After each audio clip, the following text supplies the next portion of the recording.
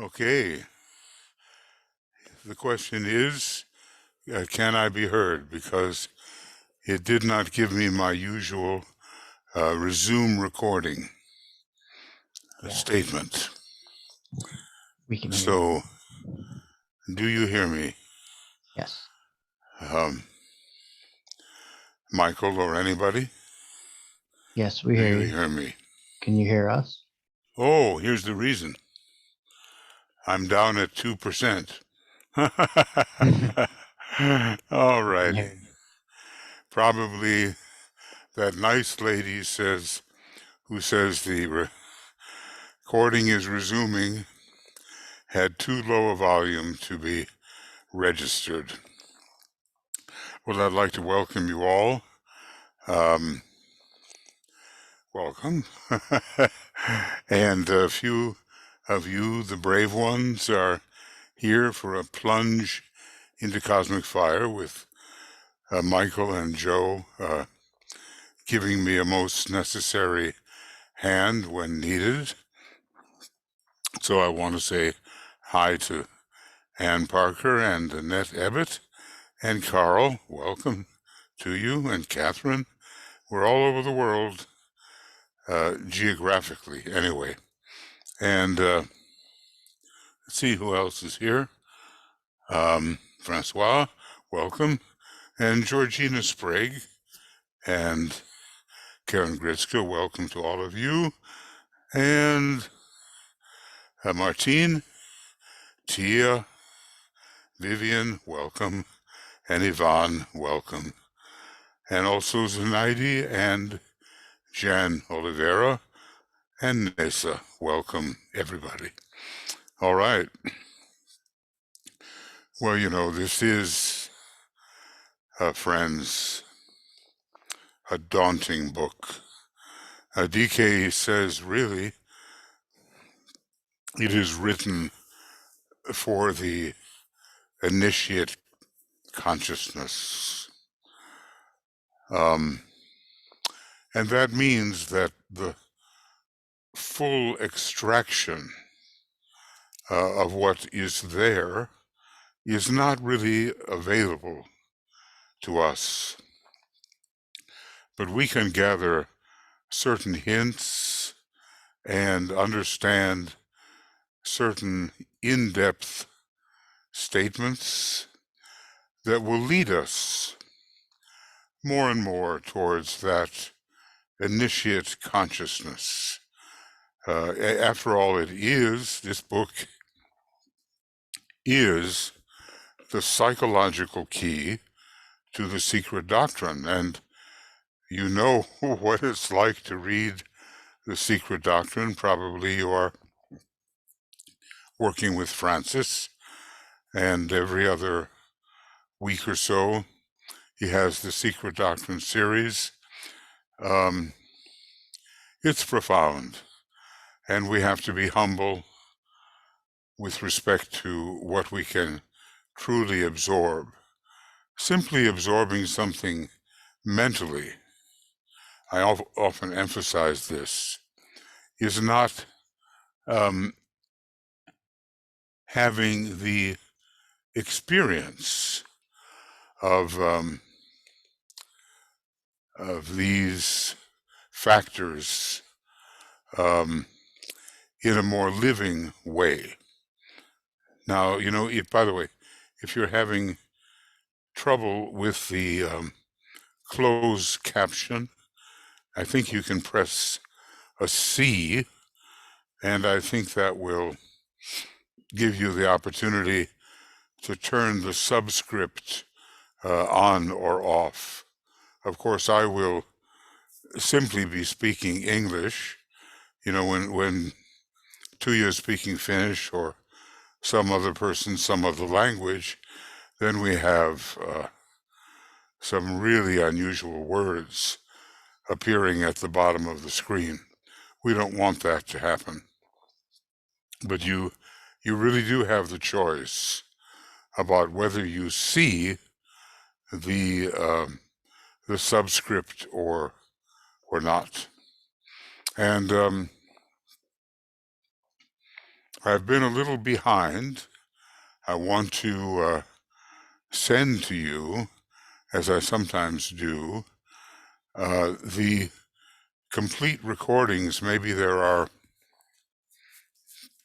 I don't know, 4 or 5 of them that I have not yet sent you, and maybe I can send you them all at once, so that if you choose to get into them, you can.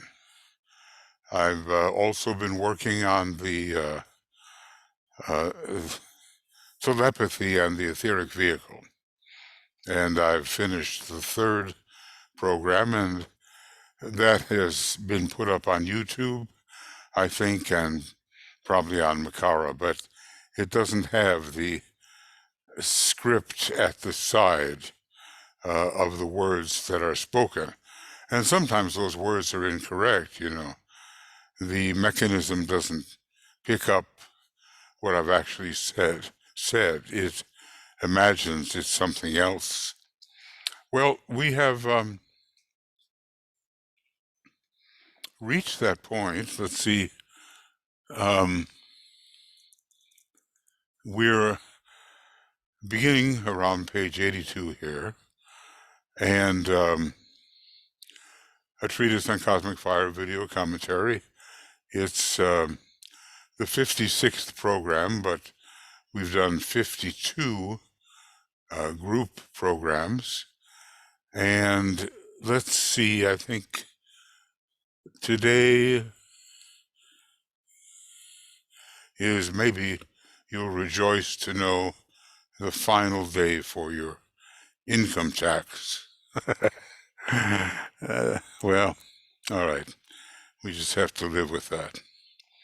Not a bad thing. It's a Scorpio thing. It's been said that the 2 constants in life are death and taxes. So it's ruled by the 8th house.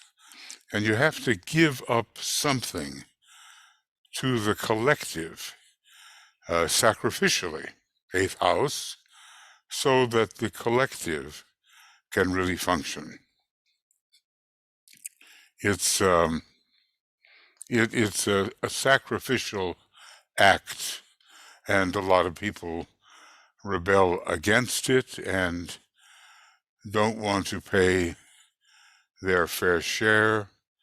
As it was said in the debate long ago between the former president and Hillary Clinton, the former president, now former, said that not paying a lot of taxes makes me smart.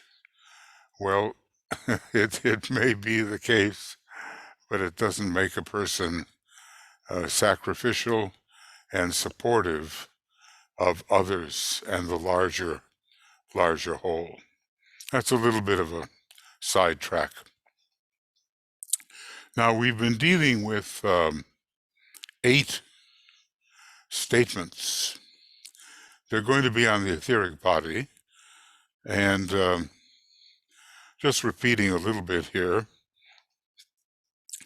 that it is the mold for the physical body, probably atom for atom, cell for cell. What's going on in the etheric body is impressing the dense physical. Now we know what etheric body we're talking about. It's the very lowest one. In a way, ether expands throughout all of space in any incarnation. And incarnation of a universal logos.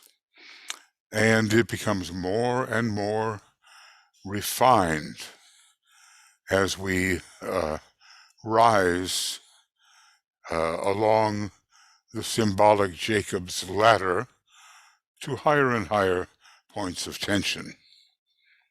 The second that we talked about, the etheric body, is the archetype upon which the dense physical form is built. It has a shaping, shall we say, a shaping function. And we're going to learn in modern medicine that what's going on in the etheric body is readily transferred for good or for ill to the dense physical. So DK is saying it's the archetype upon which the dense physical form is built, whether it is the form of a solar system or of a human body in any one incarnation. So there's always going to be archetypally functioning ether behind any objective form. And we have to find out how that works, and increasingly we will. Then point 3,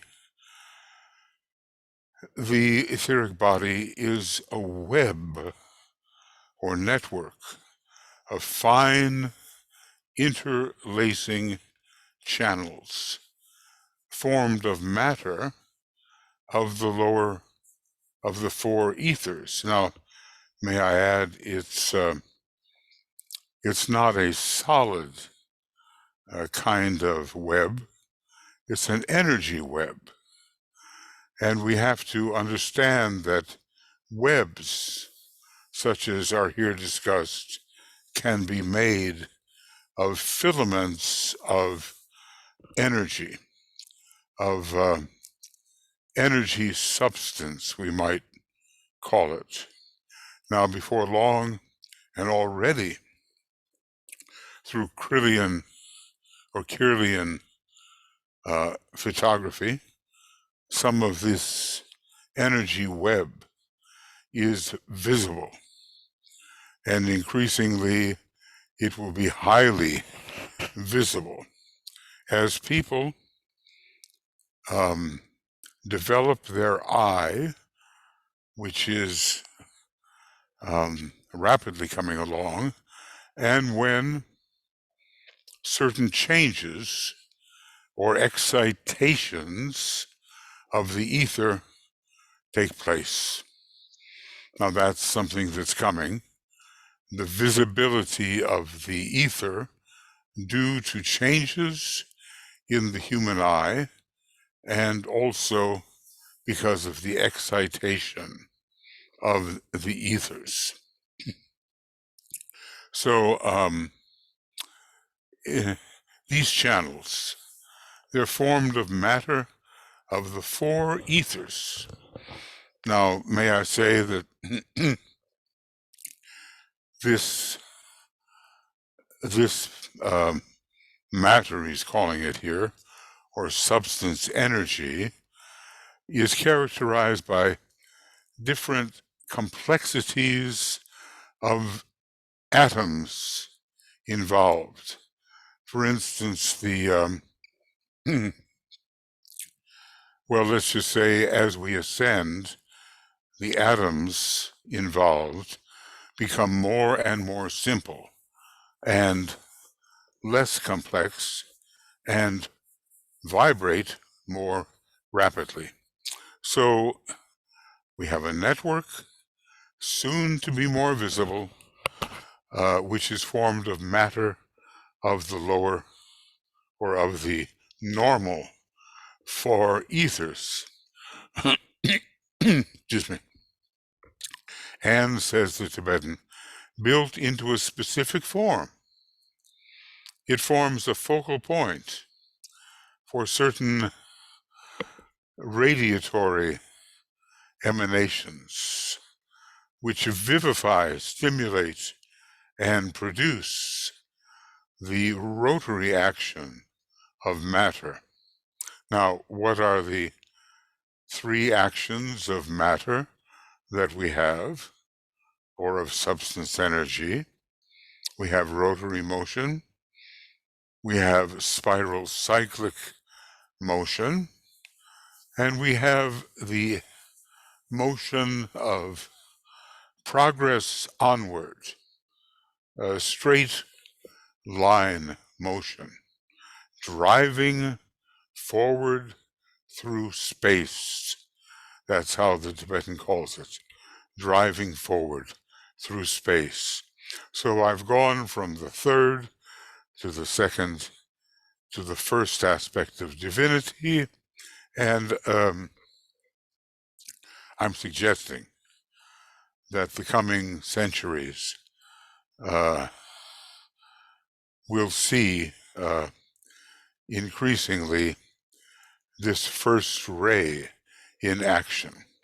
You kind of wonder, what will be the teaching of Master Decay around the year 2025? He's very careful not to say exactly when. Maybe he doesn't even know. Maybe humanity has to be in a certain condition. He gives you an approximate timing. Otherwise, ambitious lower egos would seize upon the date and would somehow begin writing as if they were Master Decay.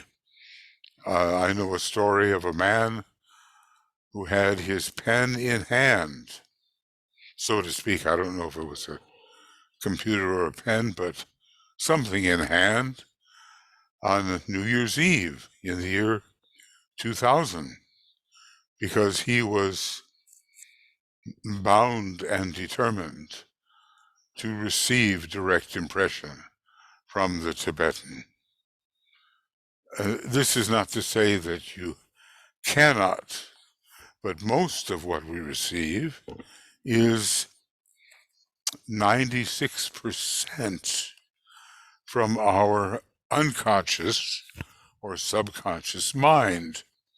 The remaining 4% tends to be brought forth by those students who reside in the East. And this leaves very little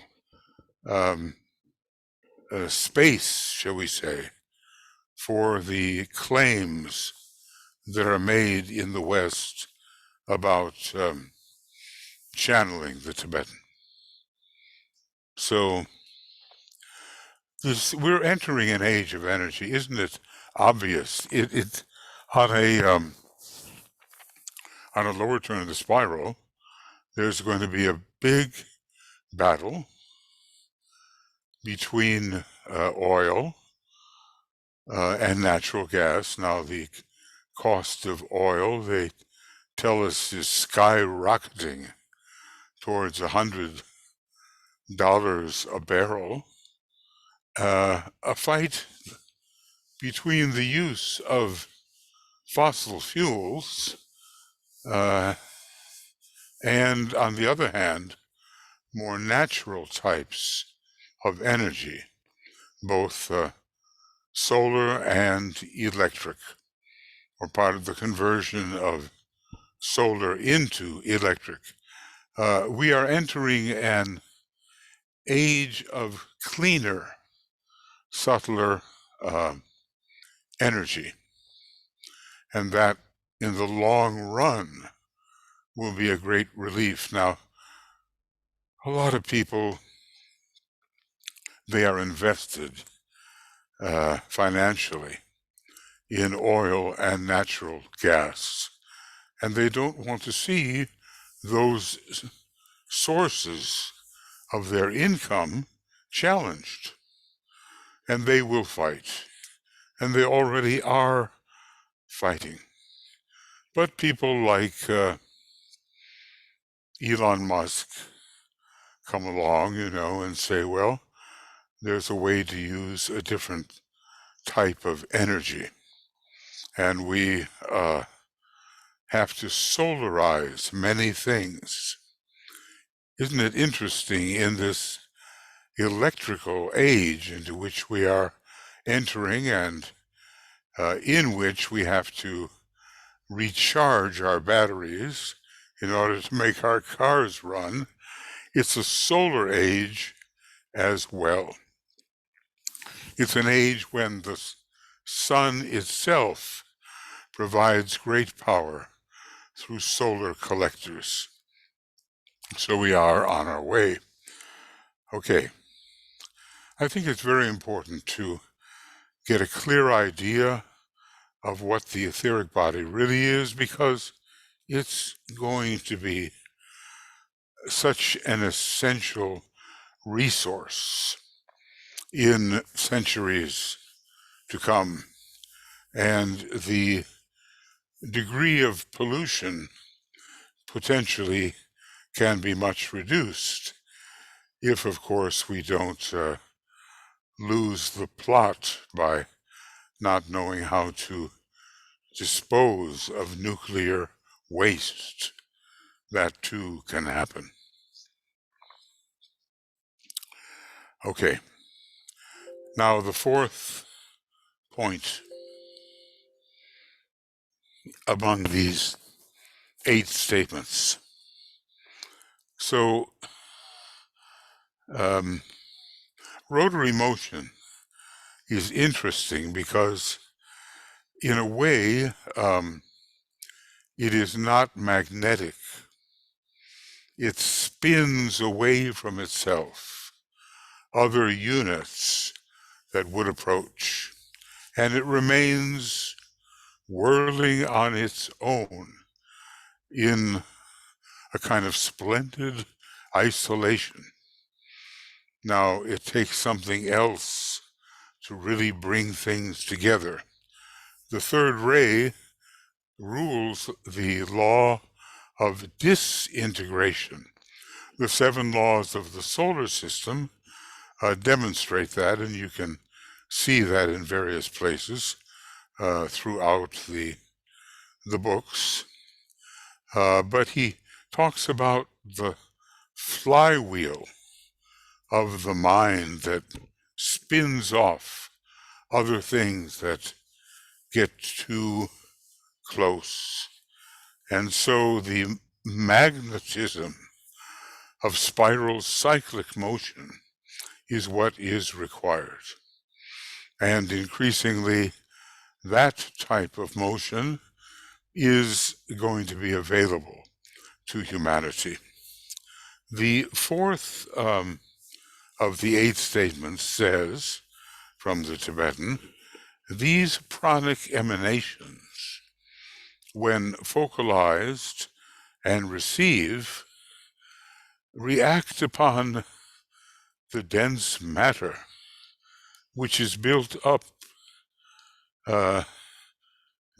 which built upon the etheric scaffolding and framework.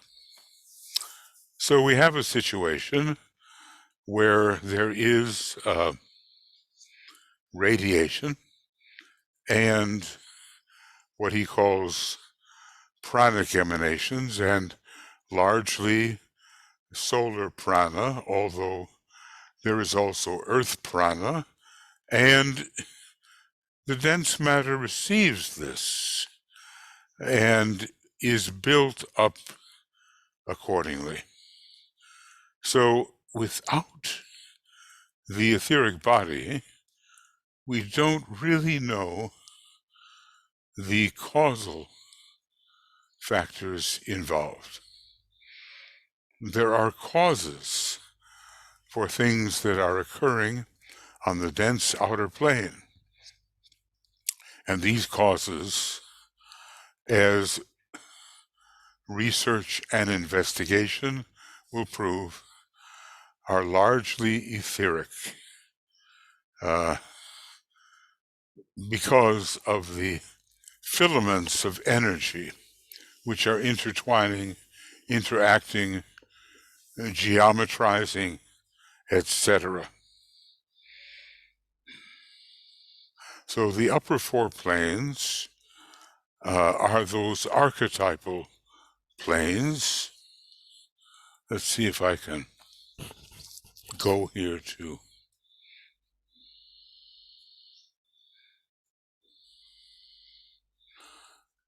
Right. You know, making this maybe a little bigger.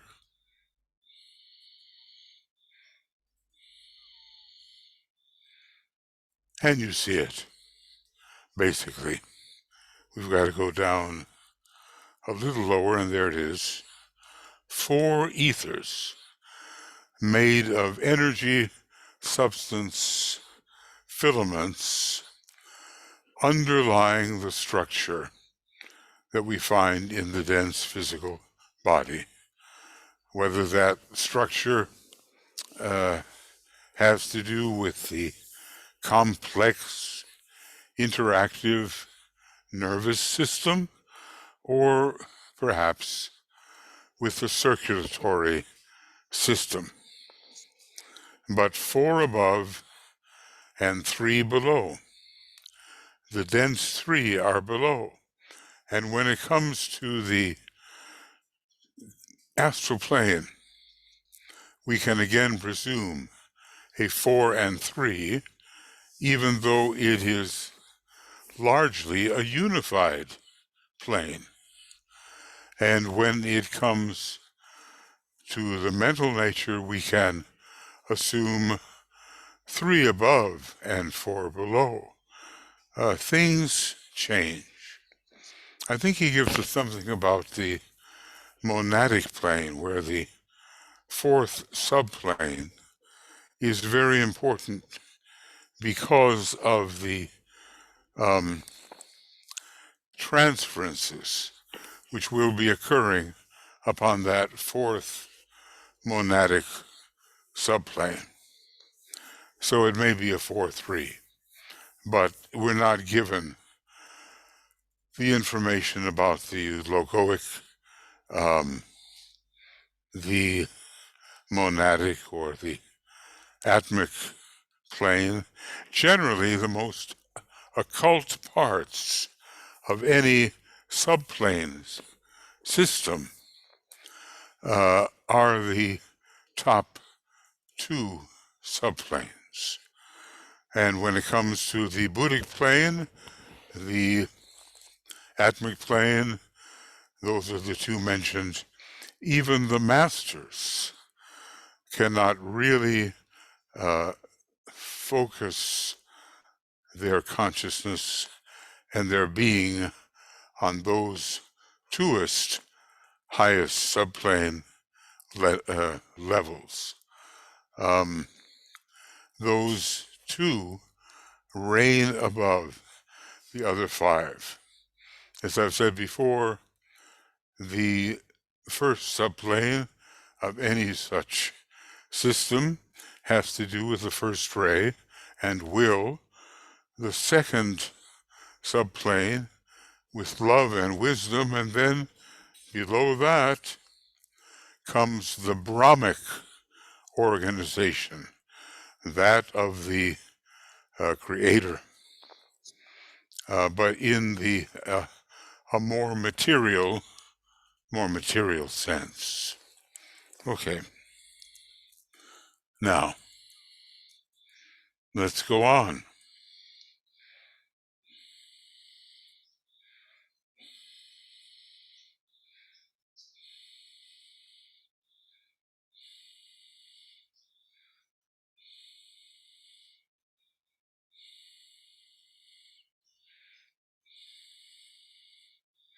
Okay. Let's look at the 5th. The 5th statement. Now, look, we're not extracting from these statements everything we possibly can, but we're getting hints about important fundamentals regarding especially the etheric body of man, and we can generalize to the etheric body of greater entities. Like I say, it's going to be a big, big theme for the next 2,000 years, largely because Aquarius is one of the major signs, or remotely, constellations, which rule the etheric body. Gemini is another one. Okay, number 5. The etheric body, or the etheric web, during incarnation, forms a barrier between the physical and astral planes.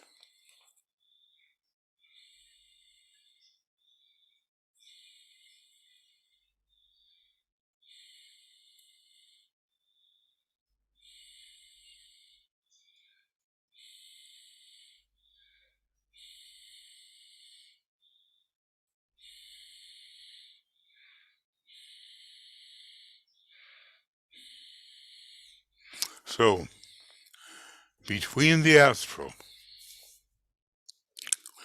and the etheric, there is an etheric web which has to be treated very seriously, because if you try to arouse the Kundalini energy prematurely, the web will be destroyed and have to be rebuilt, and various types of insanity will appear.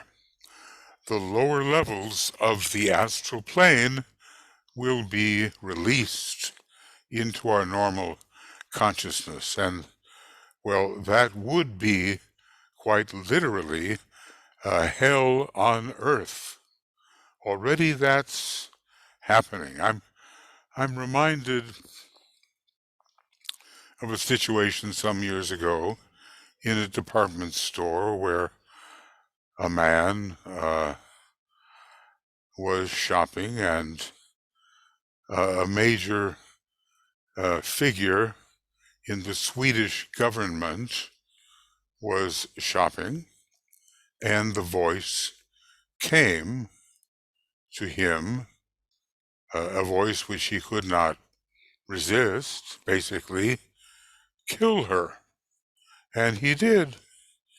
He picked up a knife and he stabbed her to death. This is what I mean by hell on earth. The DK says that the hell of the average Christian is found on the 7th sub-level of the astral plane, whereas the heaven of the average Christian, there are many heavens, of course, but the heaven of the, see, heaven and haven are two very related words. It's like, going taking your ship into the harbor and having a rest where you can build up faculty, if you're allowed to do so, for the next incarnation. The heaven of the average Christian is found on the 3rd subplane of the astral plane, but there are much higher heavens. Devachan itself, which is the heaven of the Theosophists, is on the 4th sublevel of the mental plane. And St. Paul, well, now we call him St. Paul, Master Hilarion, spoke of 7th heaven, which would be on the logoic plane and would be reflected by the 3rd heaven on the mental plane. And that 3rd heaven might be, within the causal body itself. So there are many heavens, many havens, but the average Christian believer will be very shocked to realize that heaven and hell, as he or she conceives them to be, are not forever states. Not at all. When the planet disappears, they disappear. When the solar system and the larger picture go into pralaya, those states of confinement or of joyful satisfaction, they disappear too. Okay, so there's this etheric web, a protective web, and I may have told you, one day I went to, long ago, I was an opera director, and I went to Minneapolis because the opera by Puccini, Tosca, was being performed that next day. But the students had taken over the student union. In those days, there were these student takeovers, and somehow I thought it might be interesting to spend the night in the student union instead of making my way to some kind of motel or hotel. I didn't really have a car at the time, and it just seemed convenient. Well, you saw all kinds of things in that takeover. And I was playing the piano because I wanted to do something. So I was kind of playing the piano, doing a little improvising, and behind me came this individual. He looked quite pleasant, but he was entirely ravaged by drugs. And it was obvious that the astral plane and various parts of the astral plane had broken through the protective etheric webs. He was a victim of his own drug-induced vulnerability. And it was shocking to see the shuddering going on and the very bizarre behavior when the lower astral plane could make its way through the webs that had been destroyed. Certain things in your life, they stand out. And later, when I learned more about occultism, I realized you've got to be really careful that you do not prematurely, because of what ambition, burn through those webs. They can cause all kinds of insanity, and they can require rebuilding during quite a number of lives. So you learn the hard way by not being careful with the webs and with energy. Okay. So anyway, there's this physical barrier. Michael, Yes. do you want to switch from the egoic lotus chart back to your... Okay. Has it been that? Okay. Yeah. It's been a long one. Sorry. Sorry. And thank you. Please let me know. I get going on a subject and I don't know what's up there. Anyway, I hope my words were at least understandable. Okay. So anyway, the etheric web during incarnation, it says here, forms a barrier between the physical and astral planes, which can only be transcended when consciousness is sufficiently developed to permit escape. Now, in other words, we're not forcing the issue. It is the proper rising of the Kundalini energy in geometrical sequence according to the ray of the monad that allows the etheric webs to become attenuated, thinned properly without that kind of inflammatory condition which spells trouble.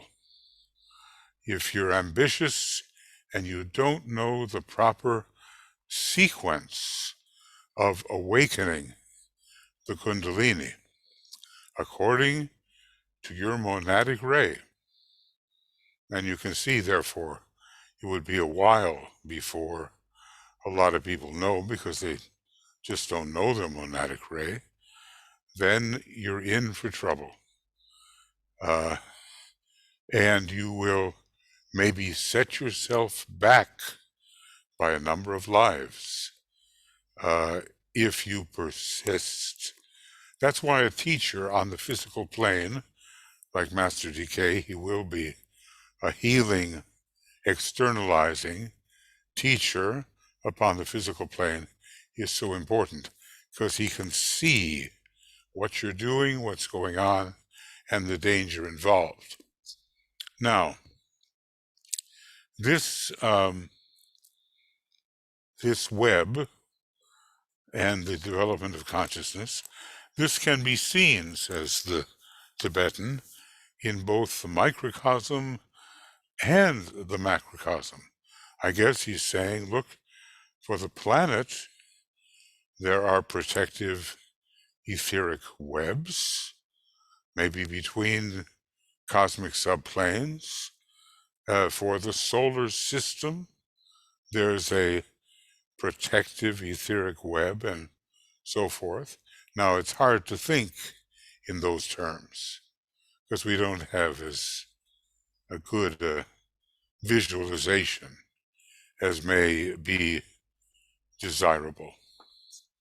When a man has, says the Tibetan, through meditation and concentration, may I add meditation Virgo, concentration Leo, okay, then DK goes on, expanded his consciousness to a certain point, he is enabled to include the subtler planes and to escape beyond the limits of the dividing web.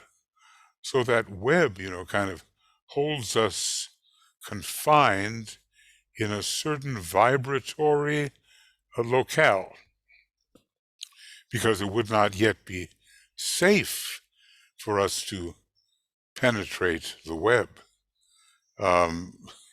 I guess when DK tells us, you, meaning us, should have no matter of the seventh or sixth subplane of the astral plane in your astral body, he's talking about the danger of having that low type of matter in our astral body.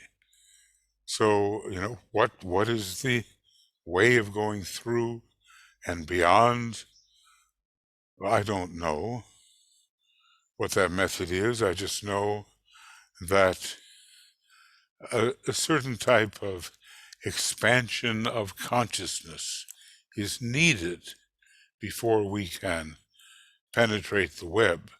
So sometimes, we say to ourselves, well, why can't I go there? Why can't I do that? Well, in Masonry, which is a reflection of the great mysteries, there is a man, a woman, whomever, with a wavy sword. It's meant to be like a fiery sword, standing outside the door of the lodge. Why?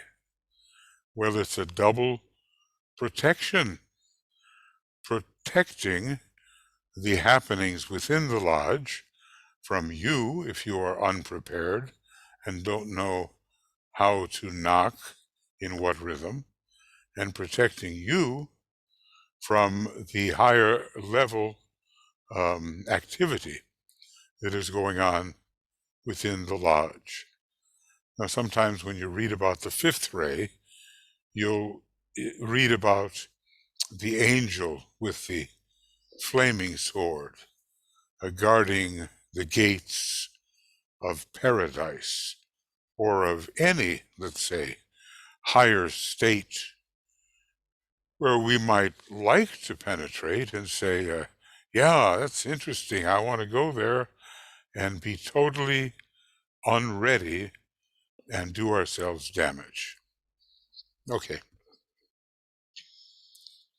Now, yeah, and Michael or Joe, please let me know if I go on for a while with the wrong slide.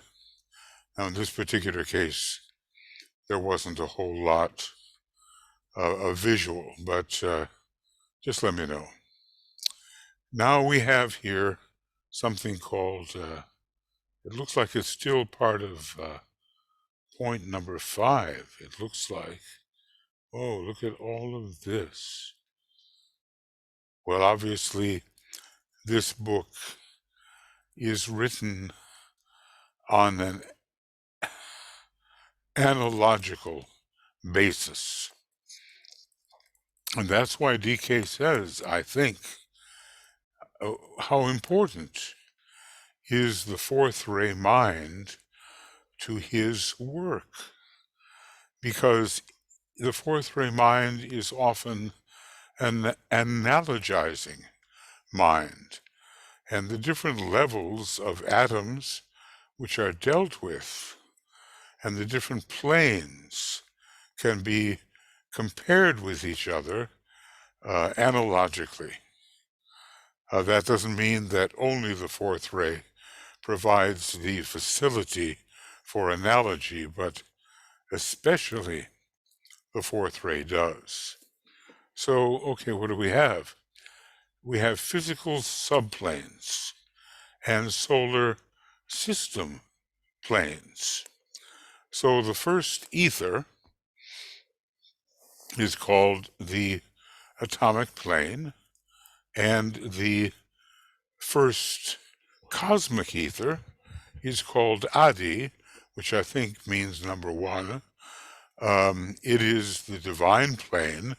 It's also called the sea of fire, and it's the first cosmic ether. Now, allow me to point that out without lingering over long where I don't belong. Right up here, here is our first cosmic subplane, and if we go lower, it has an analogy to the first normal systemic subplane. Their functions are similar, but their scope is vastly different. So may I say that if you can learn something about either one, you can learn something about the other.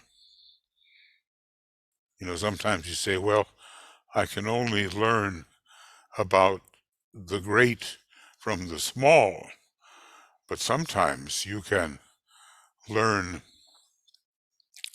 about the small because you somehow know more about the great. So keep your analogical consciousness awake and ready to grasp the comparison.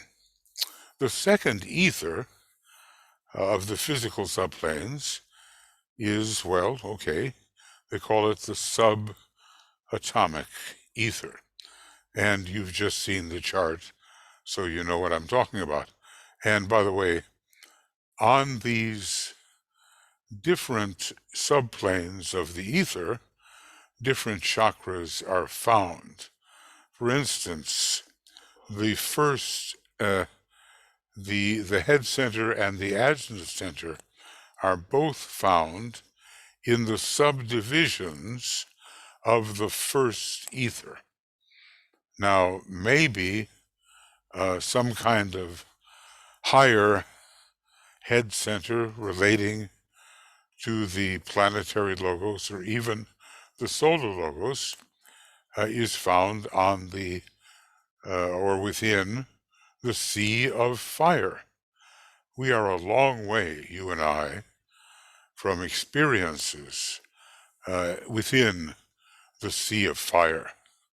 The Christ, who is a 7th degree Chohan, or at least becoming so, was raised up and now symbolically sits at the right hand of the Father in Shambhala.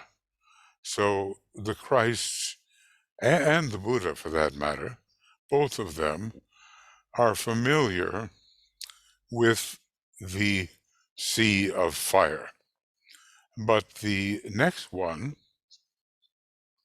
is called the Anupadaka, or maybe, I don't know the pronunciation, Anupadaka, of the solar system cosmic subplanes.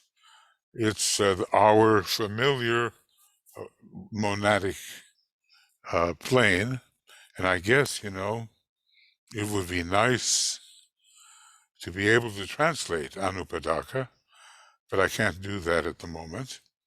It's also the Akasha, and there's much about sound to be found there, and light. And it's the second cosmic ether. Yeah, I see what's happened.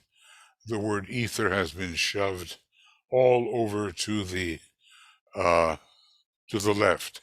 Now let me go back without lingering. I have to almost talk to myself when I say that. Now come on.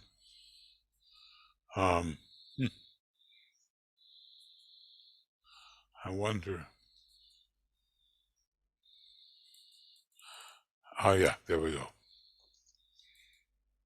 Okay, here we go. Now this is our big chart, and I'll put it in full color and actually go there so you can see. Now you're going to find 3 analogies. You're going to find the, let's say, the second of the etheric subplanes. It's subatomic, and it's down here in what we call the normal etheric body. Here it is.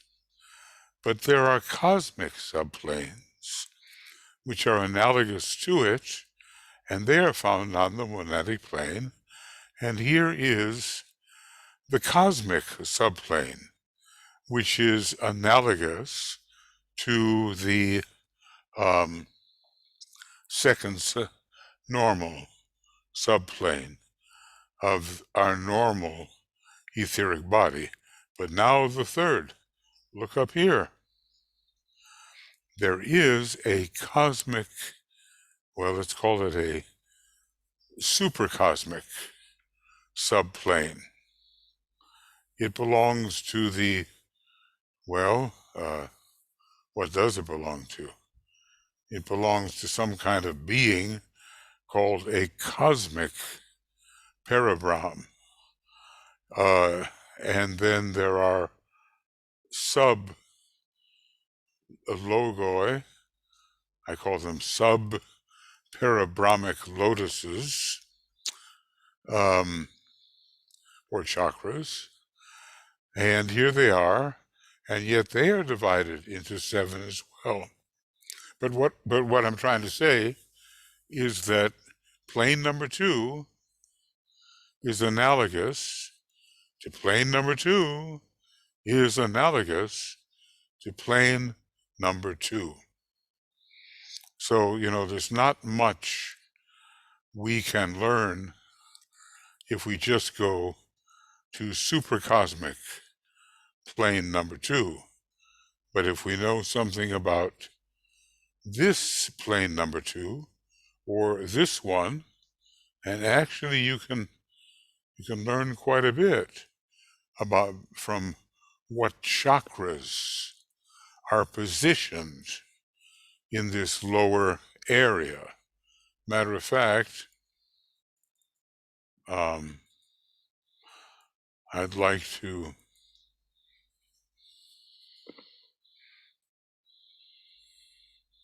if I could. Yeah, okay. Take a look, and I'll make sure that you can see this in just a second. Okay? Take a look at the chakras that are down here in our 4 normal ethers. The very highest chakra is on subplane number 1. And I have a feeling that as well there is a kind of Ajna Chakra found within the 7 subdivisions of plane number 1. And the heart center is found in plane number 2. So we're going to look up here for, well, it doesn't really show it, I'm afraid. But maybe on this one it does. One of these triangles represents a heart triangle. I can't say which one it is. Maybe it's the one that is colored indigo. This is, pretty well Keith Bailey's idea about it, and I would say made even more specific by Tuya. And now, one of these great sub-parabrahmic logoi is a heart. And out of this indigo heart will come a whole complicated system. Now, somehow, we here on Earth and in our local cosmos seem to be connected with the yellow sub-parabrahmic chakra. I mean, the 4th ray seems to be very, very important when it comes to generating the Great Bear, our solar logos, and other solar logoi. So, let's just say there's so much hidden in these charts that we might just read, pass them over, that's it, and ignore the deep occultism which Master DK supervised in the preparation of these charts. And then he would probably say, let those who have eyes to see. Let those who have ears to hear. But maybe when we first read, we just don't pay any attention. Now, okay, so basically we've been looking at the four ethers. The third ether down, which is not yet an occult ether. The true occult ethers are the first and second. When you have a sevenfold system, it's always 1 and 2 on top. You know, our pancake model here, there's always 1 and 2, which are in the truly deeply esoteric position. The lower 5 are in a Brahmic condition or position. So subplane number 3 and down, 1, 2, 3, for the individual, well, maybe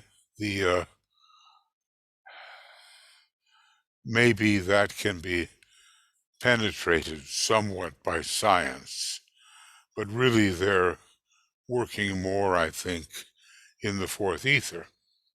Now, if we consider the analogy of the atomic subplane, the cosmic subplane that we call the atomic plane, we call it the spiritual plane, the nirvanic plane, which maybe tells us something about the Buddha's state of consciousness. We call it not the Akasha, but we call it the aether, which is different from the generic term ether. And it is the third cosmic ether. I've often thought that it has a lot to do with the Great Bear. On page 1162 of Cosmic Fire, and well, yeah, we'll get there some fine life, page 1162, it tells us about the positioning of the Pleiades in relation to the high supercosmic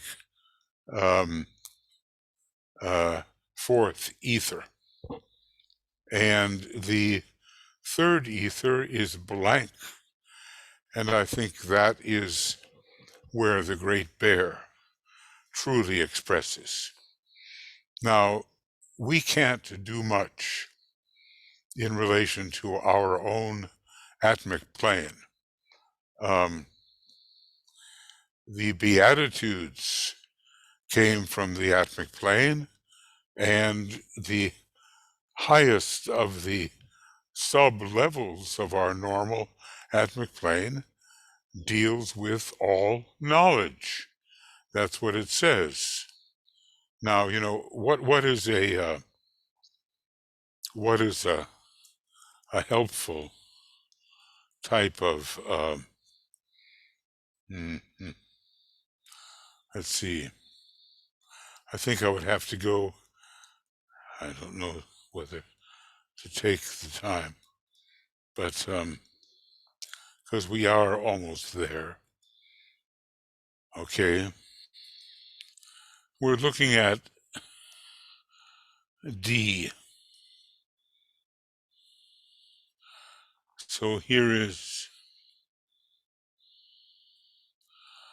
I'm looking for D disc, if I can possibly find it. But right here, and I'll show it to you in a minute. Okay, so this is a little bit expanded, we might say. Let's see if I can get to it. And the different charts are here, and I open them, and in the hope that you will be seeing them. And there's that right here is that chart that Keith Bailey put together. And you will notice that on every subplane throughout the lower part of the cosmic physical plane, you have a certain power. Now these powers kind of end. They only go so far. And here they are. Here's the mental, intuitional. Always the first two are left blank. They're too high, even for the masters. And as far as we go in the atmic plane, we have all knowledge. And we just, in terms of the divisions, we don't go any further. He doesn't give us anything further.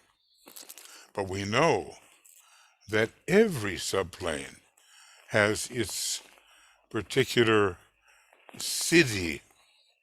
So how much can we do on our atmic plane? We start out with the Beatitudes of Christ, and they were quizzical. Maybe people didn't understand them then. What is active service? What is realization? What is perfection? And finally, all knowledge. We're not in much of a position to penetrate that. Maybe a little better position to penetrate the cities or powers found on the Buddhic plane, intuitional plane, and we're in a better position still with regard to the mental plane. And on it goes, with all of these different subdivisions, which are powers to be found on the sub-levels of our normal cosmic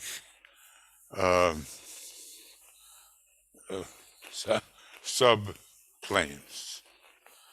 It's a lot of words at first, but eventually all of this will be experience. Okay. So the fourth ether is the one that science is getting into, and I just want to make sure you can see that.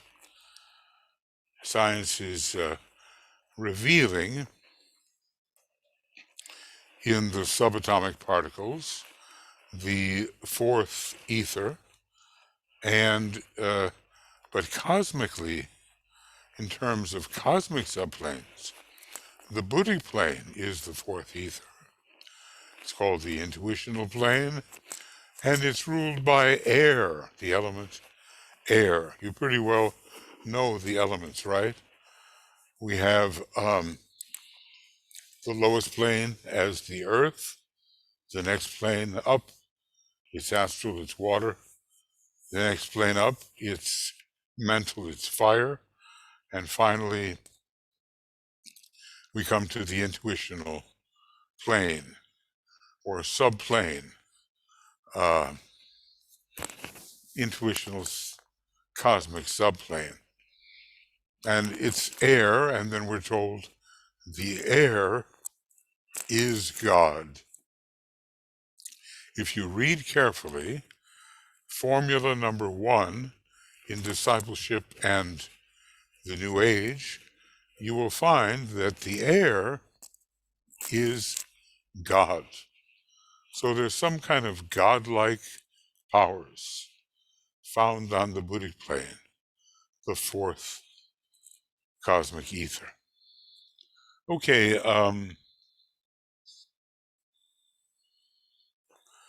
Well, the next little bit is all about the dense level. But I think may have spoken quite enough, even though, we're not covering a lot of pages, basically. We're still working on page 82, but we're dealing with systemic, cosmic, and supercosmic structures. That's what we're doing. So that's the end of page 82. And yeah, you can't go too far.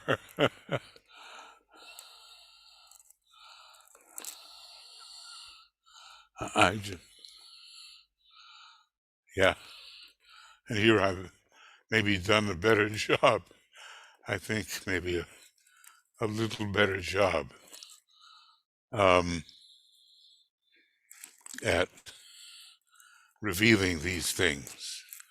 We just went over this, but I've squared it off and made it more accessible, the four ethers. But now what I'm going to do is just say, look, we've done enough for this evening in discussing the normal etheric plane. So I'll copy this and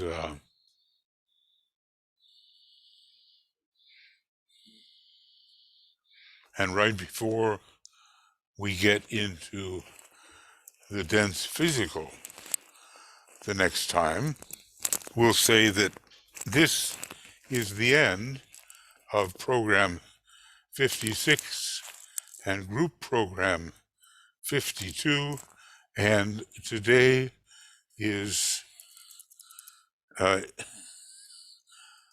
keep on thinking the deadline for income tax, and we'll begin, did you say, Michael, on the 5th of November? Yeah, the next one is November 5th. Okay. All right. 5 November, and it will be program 57 and group program 53. One day I just got eager to do this, and I started making videos on my own without, our usual protocol here, where you have a chance to think about things and we talk together. So November the 5th is coming up, and I trust and hope that we will be able to meet at that time. Our next week is filled with a lot of full moon and sacred pentagram work. So you'll be hearing, I think, mostly from Tuya, but I'll be helping, and they will be Zoom casts because she's going to be up in the north, and the best way to do it and give you a chance maybe to talk about a few things would be through the Zoom. Okay, so now your turn. And remember, by the way, my commentary on all of this material is written out in great detail. Here I'm noting that Anu relates to the speck, and, but to find out the meaning of Padaka, born of the speck, I'm not sure. But somewhere we can find the definition, and maybe someone will. So, is there anything you would like to say or ask? Michael, you can help. Yeah, I was just posting the link for this program. Miri says Anupadaka equals without progenitors, Dhyani Buddhas, Chohans, Bodhisattvas. That sounds good. In other words, self-born. You know, let's just see. I wanted to put that in. Without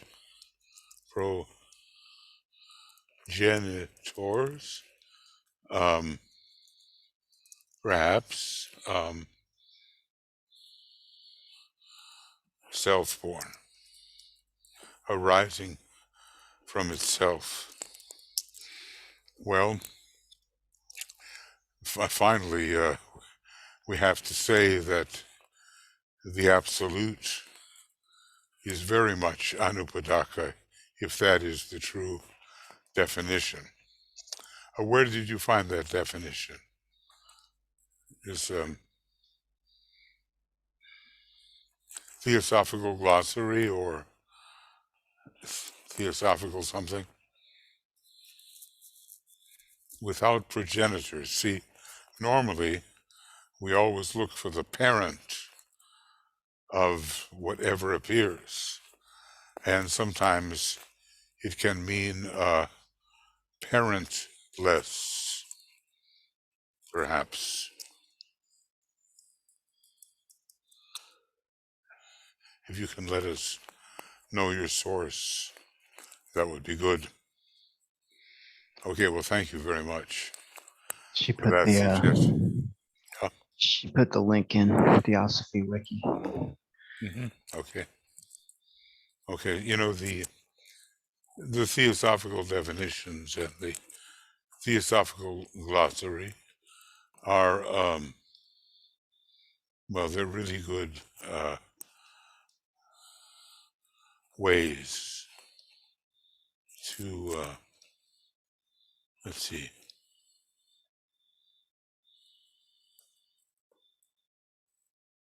Well, I guess I'd like to have this for everybody in the chat.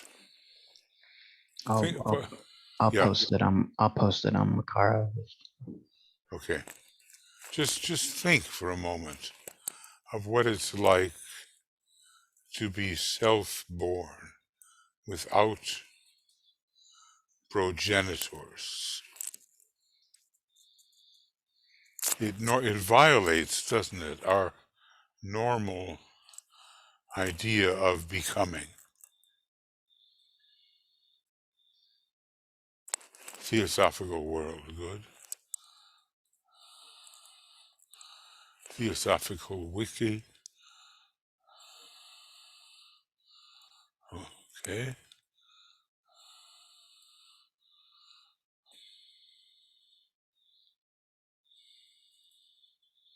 Okay, good. All right, let's go on.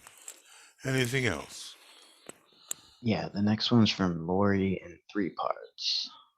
One, it seems DK has said that many of the master's ashrams have now transferred from the mental to the Buddhic plane. Let's pause.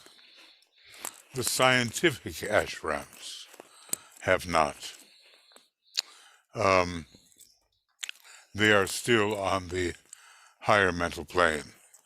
However, the 246 line has definitely transferred.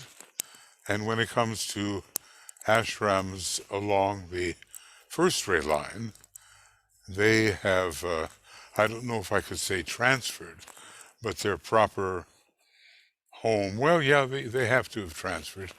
Their proper home is on the atmic plane now.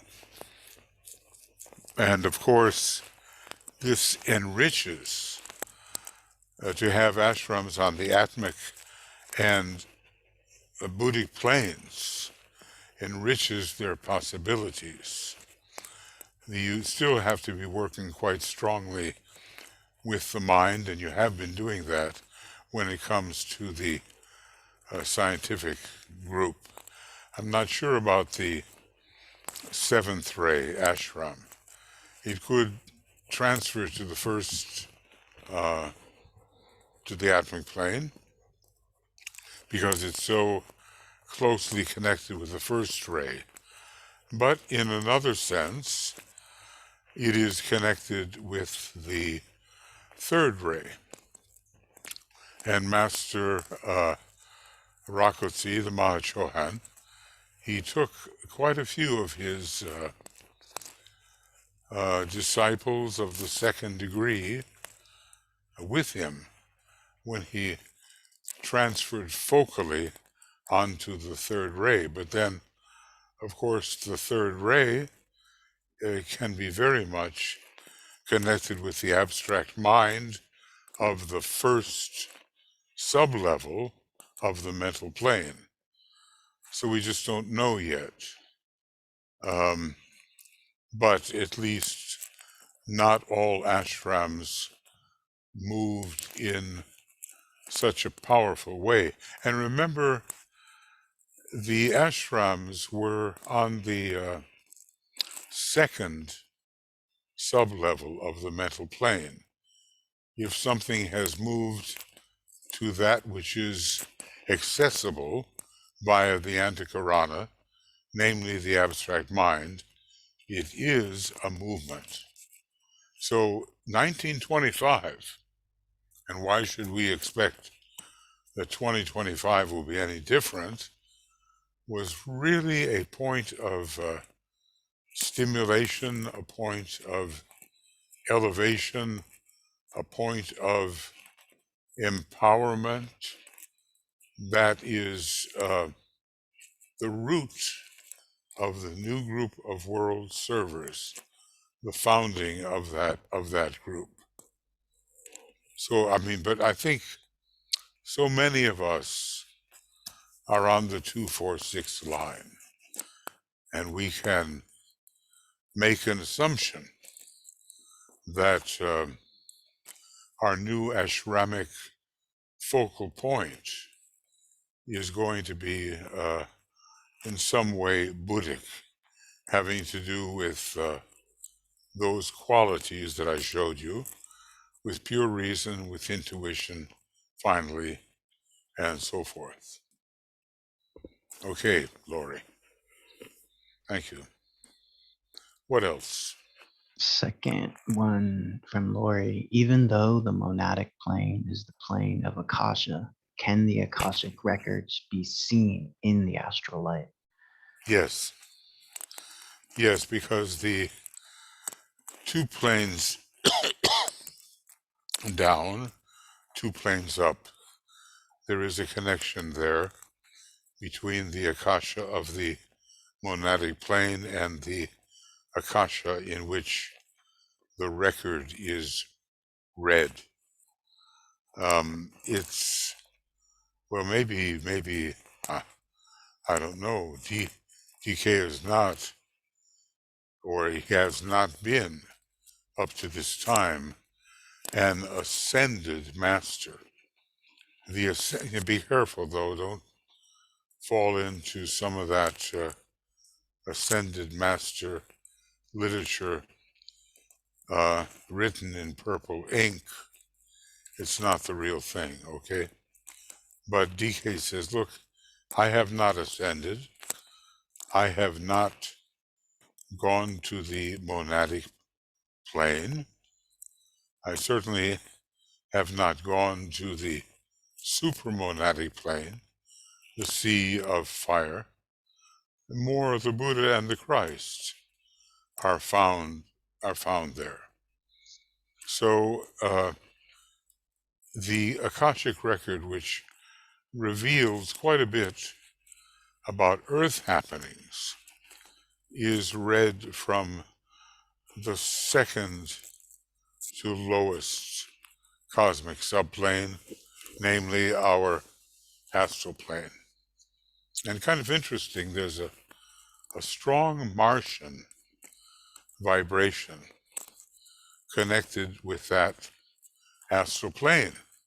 And DK tells us, well, You want to read the Akashic records? You better have strict vegetarianism for 10 years. Seems a bit demanding, doesn't it? But that's what he said. So, but that's coming to us. The ability to read, but purification must precede that ability to read. Okay. What else? Next one's Besides the fact that my interesting. computer looks like it's going to fly off the table. I'm getting that sound. It means it's about to take off. Oh my. Anyway, yeah, that is interesting. But you know, you can see it takes discipline to do things. You want to do things right. You want to do things productively in line with the plan. Well, you've got to restrain some tendencies and promote others. So and people have to count the costs. And for some, for most even, the cost is too much. Okay. And the third one, in regards to one's etheric body, it seems one who has both their personality and physical body on the seventh ray would be subject to overstimulation of the centers. I'm remembering one of the disciples who had a very strong seventh ray, and she was subject to incredible stimulation to the point where she could no longer continue with the group. She was not a second-ray soul. It's interesting, you know, DK being a second-ray teacher, the people who best succeeded with him were the second-ray people. There was just so many missing things with others. The two third-ray people, souls, had a lot of trouble. The seventh-ray souls among the group didn't make it. There were no fifth or fourth ray souls. The sixth ray souls, they had their issues in the transfer to the second ray. There were some first ray types who made the grade, but a number of them also failed for various reasons. Foster Bailey did not fail. Now think of it. There were only 8 people left out of 50 or 51 who actually made the grade with what DK was hoping to impart to them or with them. But there was a Mason.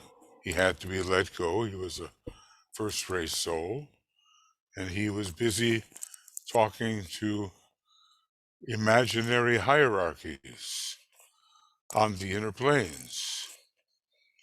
There was a lady, well, maybe she continued, but she had trouble doing for the war effort in England as much as normal people were doing, and he kind of chided her for that. Various first-rate types had their had their problems. That's not to say that the second-rate types did not have their problems too, but they were more likely to make it. I guess all I'd have to do is look up the ones who survived by looking in Discipleship in the New Age Volume 2, and we'd see the preponderance of second ray types. Why there should be no fourth ray types, I don't know, or fifth ray souls, I don't know. The fourth ray and the fifth ray were widely distributed within the ray nature of the various people, but not as souls. Okay, anything else?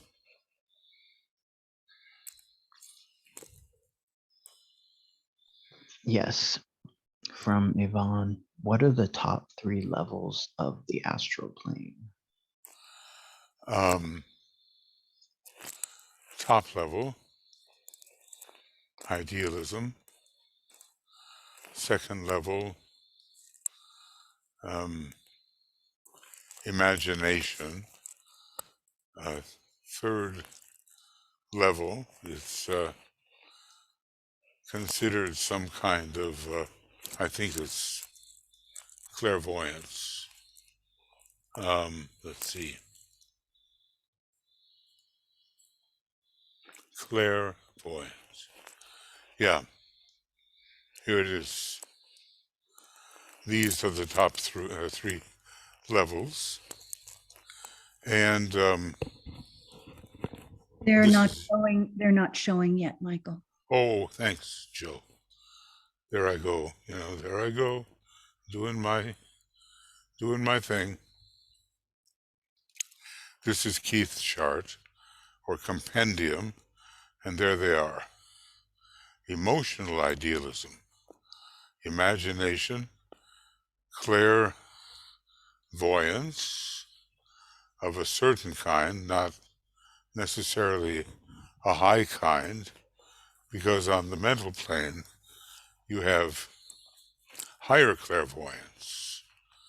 So what is the distinction?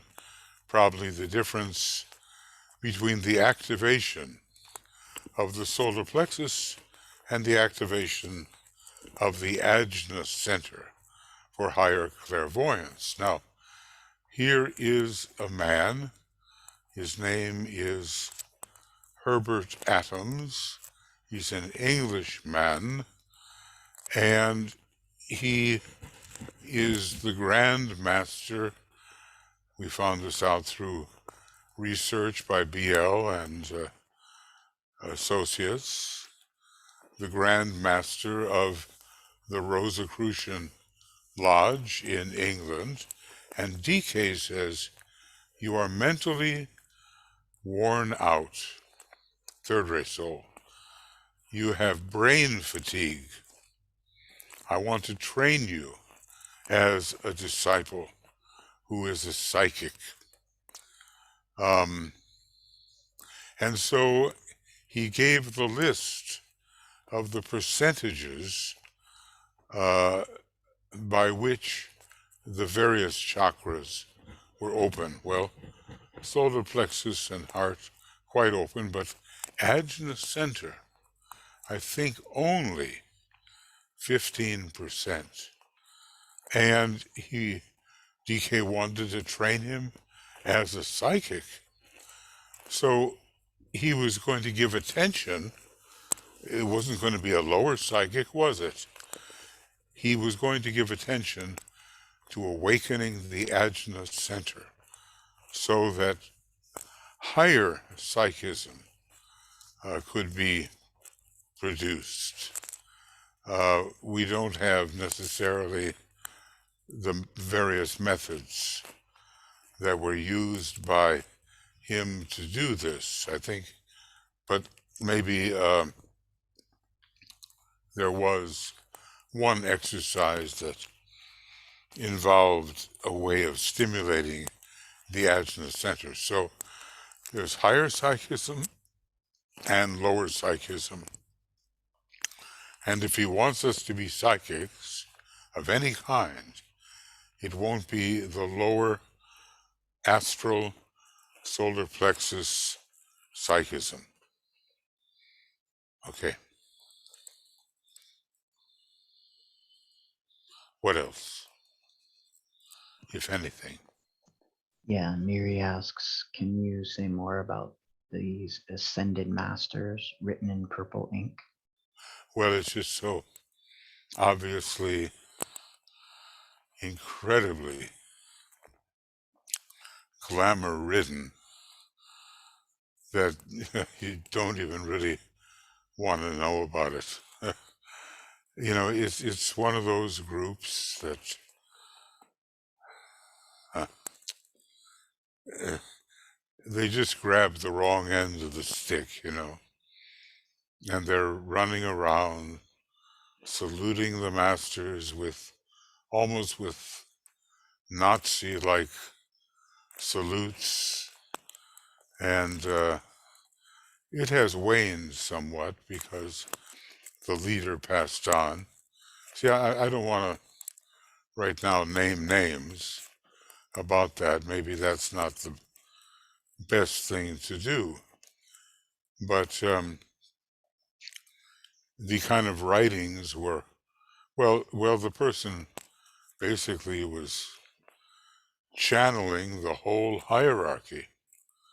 And you can imagine when a person makes that claim, every master in sight was coming through the writings and the speeches, and just to make it a little more lurid, maybe, or you didn't even write it in an average way with black ink or blue ink. It had to be purple.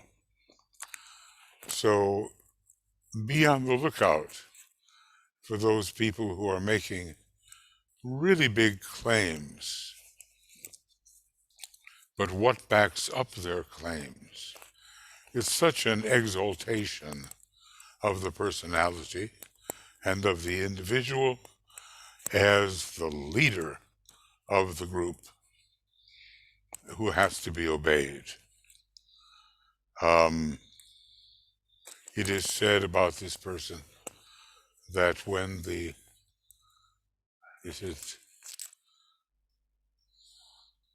I don't know, is it the name Maitreya or one of the great ones? Alice Bailey, that's who it was. When Alice Bailey's name was mentioned, this person shivered with repulsion. I mean, it was just a solar plexus running away. But now all of us have to be very discriminating because we're told the secrets of the kingdom of heaven will be shouted from the rooftops, and many false teachers will appear. So how do we tell the difference? Well, hopefully there's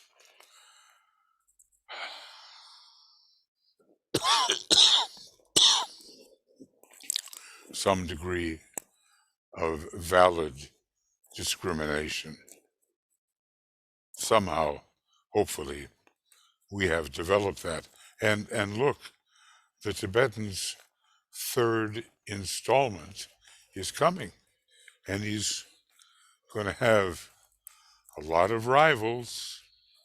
Know what I mean? I'm doing it. No, I'm doing it. No, I'm doing it. Yeah, it's inevitable. People's egotism being what it is, it's inevitable to have such an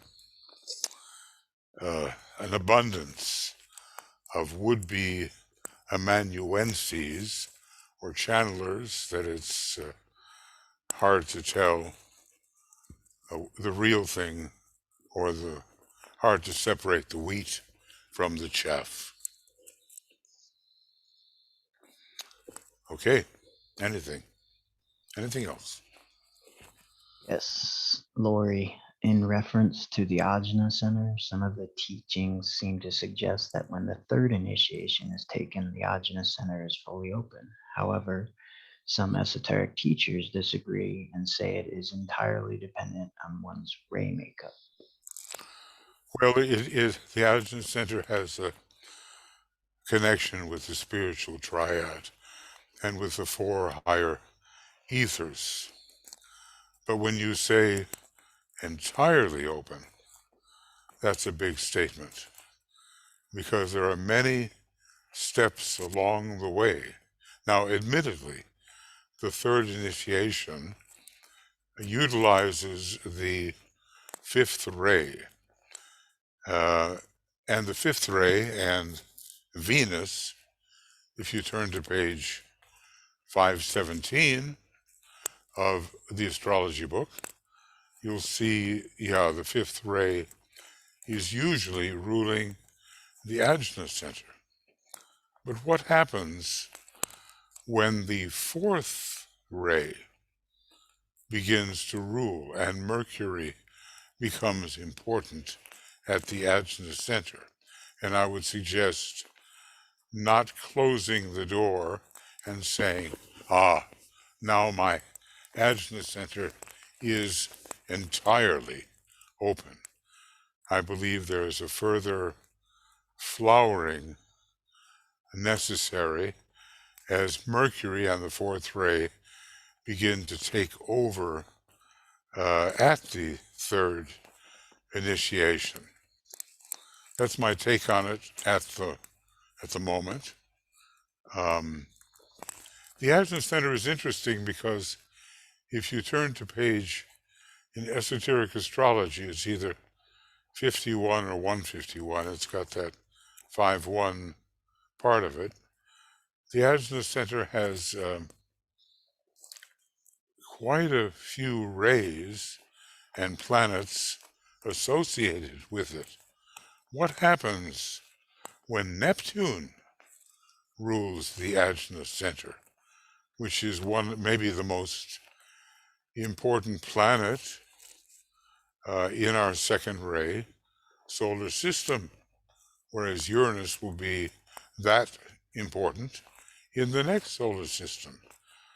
So there is room beyond the sufficient opening of the Ajna Center at the third degree, room, in my view, anyway, for further development. Michael, may I offer something that may be of assistance to people who want to explore that further? In esoteric healing, DK encourages us to study the Eastern traditions, particularly Vedic traditions. And there's a wonderful diagram of what is called in that tradition the Ajna System, which actually shows a progression from the initial opening all the way up, I believe, to the sixth initiation and possibly beyond. So, for students who are interested, I think you can see the progression in the opening of the Ajna Center that may relate to the initiations and also have some connection to the rays. Yeah, that sounds really good. And maybe, if you have it available for the chat, then. Yeah, I'll put it in. Yeah. And the Ajna System, is one that is not from DK. We have another book about the Hindu approach to the chakras, and there is a very complex kind of gradation that is called the Ajna System, and it seems to eventually lead all the way to the full flowering of the highest head center. So, kind of instinctively, I feel that what you said is correct. And if DK back that up, then we know we're on solid ground. Okay, thank you. Okay, how are we doing? Yvonne asks, what is new about etheric vision? when is it coming? Well, he says it's already happening, that the eye is in process of becoming more sensitive and making certain adjustments, and the ethers themselves are highly stimulated, more so than before, and more available to the vision of the newly stimulated eye, EYE, but of course, he doesn't give a date. He just says basically it is in process. So, and it has a lot to do with the founding of the mysteries, because people would be taking, in a way, the first initiation in public. And he said that those who look at them, as I said before, will be able to see the light within them because of these new etheric developments. I think the discussion of this is probably in Esoteric Psychology, Volume 1. I can't tell you exactly where.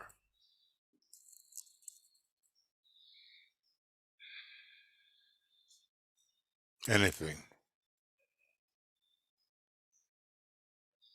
Anything else? Or are we there? Joe posted the Ajna System document, which I will also post on the Makara page. And just a other technical note, if you do go into your toolbar and go to live transcripts, show full transcript. When that window opens, you can save this transcript and get it in a text format, which will be timestamped, but it still will have this in text format with some words that will not line up because esoteric language doesn't get translated so great. And this will be put up with commentaries and also with the chat. Great. Okay. Excellent. If we want to do our research, there's plenty to research. Hidden in the books or scattered in the books are the kind of thing that Joe just came up with, And you might just read right over it and not think about the implications, but ranges of development have to be understood. And the different chakras in our system go through 3 different phases of development. The third ray phase, the petaled phase, and the jewel phase. It's a 3-2-1 with kind of the green part upholding the lotus part belonging to the third ray, the lotus petals belonging to the second ray, and the jewel belonging to the 6th ray part of the 1st ray part of the chakra. Okay.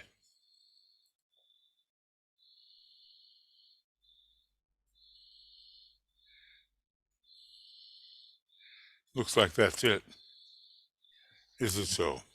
Yeah, that's it, except for Tia's asking for that document to be translated. I don't know if it's in another Good. language. Uh-huh. Uh-huh.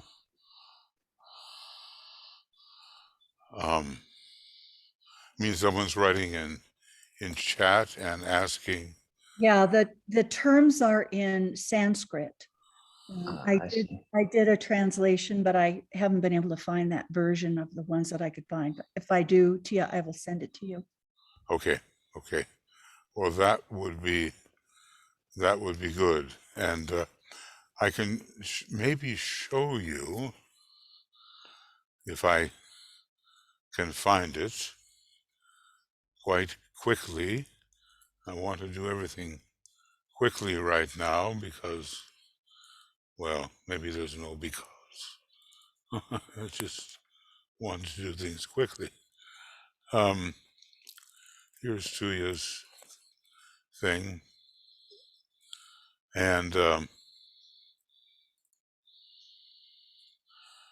I will go along and see.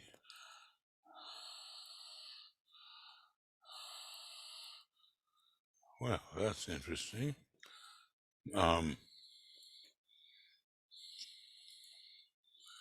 Let's see, I want to get back.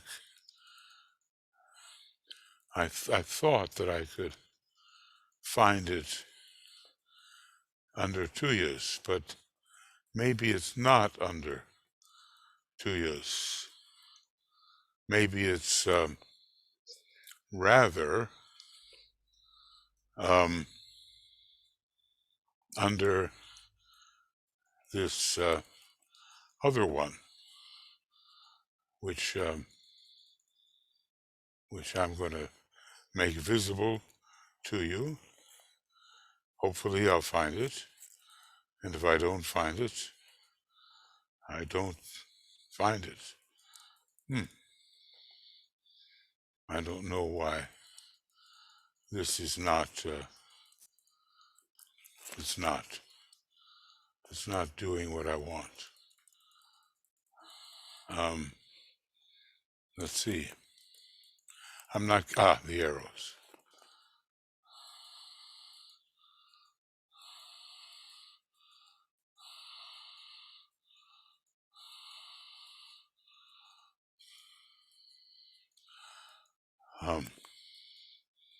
I'm not doing too well to find it. I would like to do better. A lot of, was that it? No. A lot of diagrams.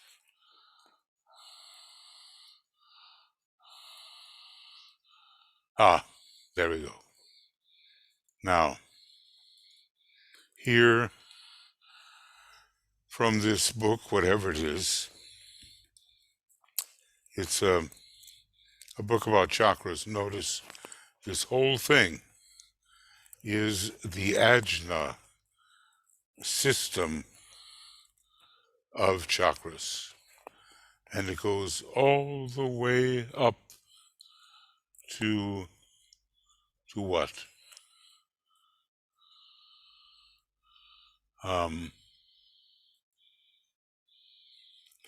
This is Mahan. And here is a Guru chakra and a Visarga chakra. And here is a Nirvana chakra. And I don't even know what this one is. Here's a Buddhi chakra and a Chitta chakra. And they're all part of the Ajna system. So there's a lot. Exactly, that's the one I put in the chat. Okay, and that's coming from a book that Tuya and I got our hands on, and I'm not sure the name of the book. It's written by kind of a Hindu scholar, and it goes high. So we're not looking to the Ajna to simply stop with the fullest possible opening at the third initiation. That's the payoff of this particular demonstration, that it goes very high. And you know, when the Tibetans wear those feathered hats, and the feathers are in an arc, they are actually, well, are they feathers? I'm not sure what they are, but that is depicting this arc of chakras on the top of the head. They are not necessarily chakras within the head, those too exist, but these are on the top of the head. So, you know, within this Hindu system and within DK's system, there are differences, and they have to be studied carefully, I guess I could say. Okay, so you get the idea. And gosh, what would be the best way to send this to people, Joe?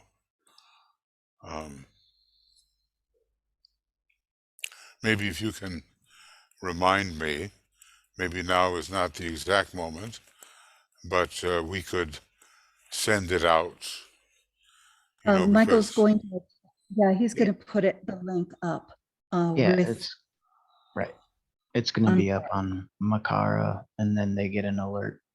Everyone in our list gets an alert that it's been posted to Makara with Okay. everything else, plus the other things that have been said in chat. And if we have a translated one by then, that'll be up there eventually too. Well, some of the words look familiar, but some of them are deeply Sanskrit.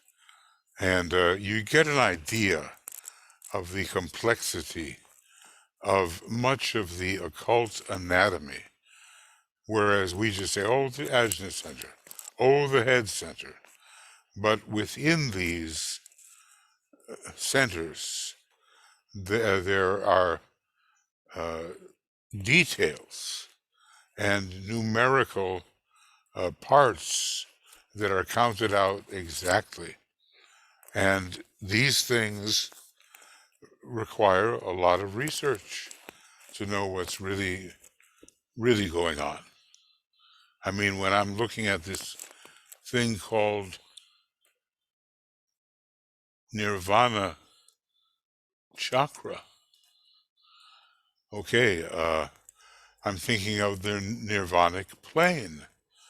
I'm thinking of the atmic plane, sometimes called the nirvanic plane, and beyond that are still higher chakras that are leading to who knows what, you know. So we have a lot of study to do, friends.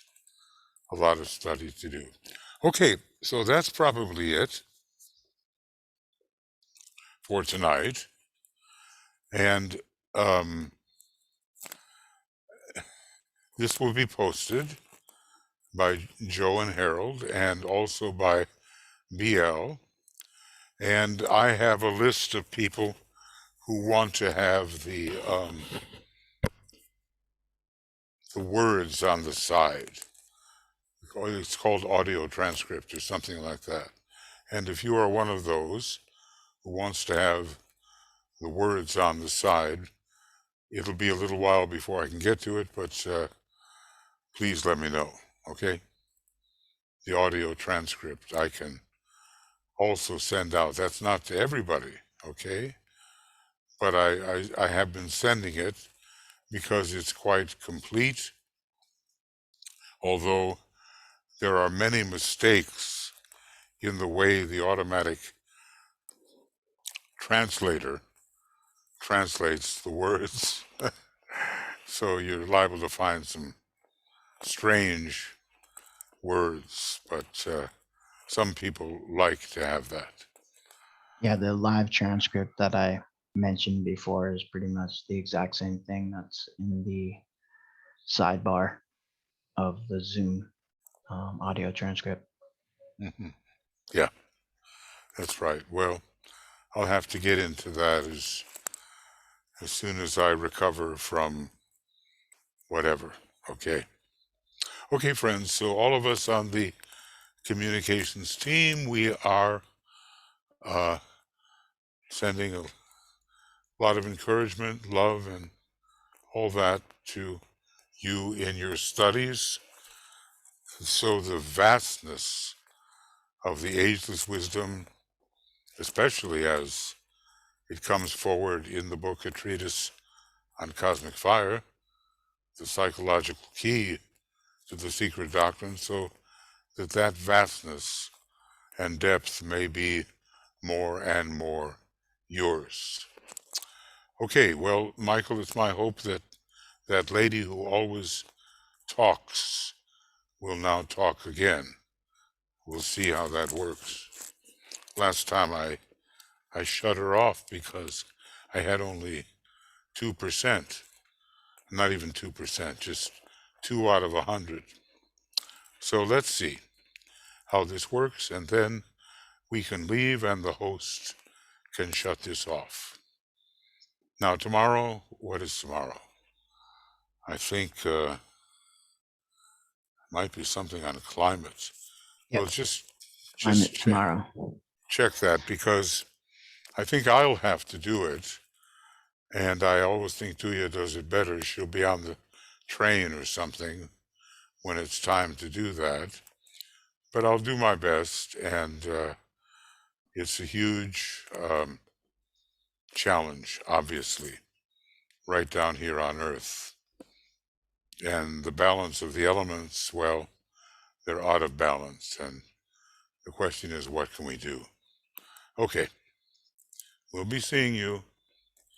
Bye-bye for now.